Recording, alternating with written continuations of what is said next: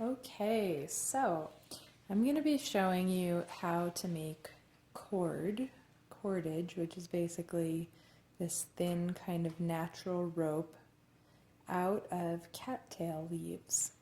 So what you want to do is, these are cattails which I picked them, they were dry because I picked them kind of early spring or end of winter, and then I soaked them in water for quite a few days. And this one, you can see it's kind of thick. This is like the inner part of the cattail. I have not been successful using this kind, so what you want to look for instead of the kind of reed part is a cattail leaf, which when you look at it from the side is very thin. It's one of the outer leaves. And what I've been having the most success with is sort of splitting the cattail leaf, trying to find kind of a longer one, and then splitting it into maybe, sometimes it breaks apart where you don't want it to.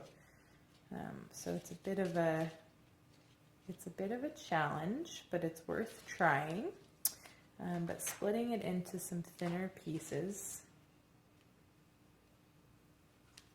And this I found just kind of makes it easier to work with because you're turning the cattails into more of a fibrous material rather than, otherwise it's kind of brittle and it breaks sort of easily.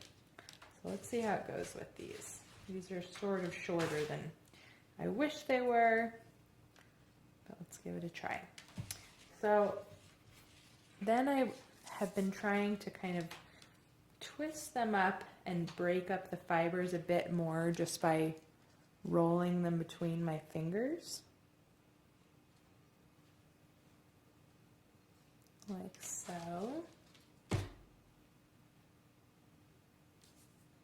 Sometimes it's hard to get the roll started because they're flat and you have to kind of almost pinch the edge side to get it to twist.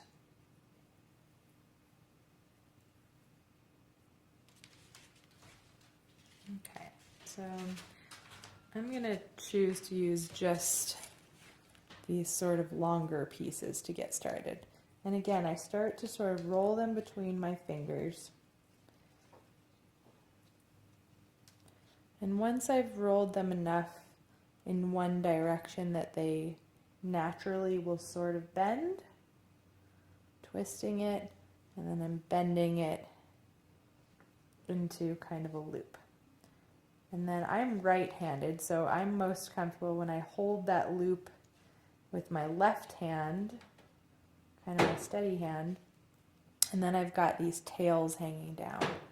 Now ideally, we actually want the ends to be uneven because it'll give us the option of splicing in more cattail reed later.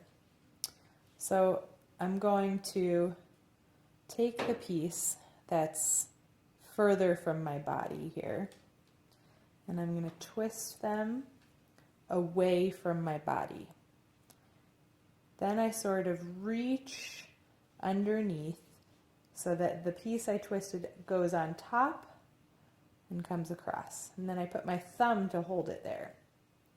So now I have a new piece that's the further point away from my body. I twist it away from me, and then I reach under, I lay it over the top and hold it there.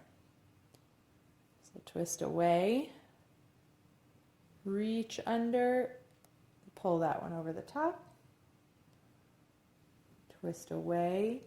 Now I'm right-handed and this is my right hand. I'm using the middle finger to kind of pull the piece that I didn't just twist away as I place the other one on top.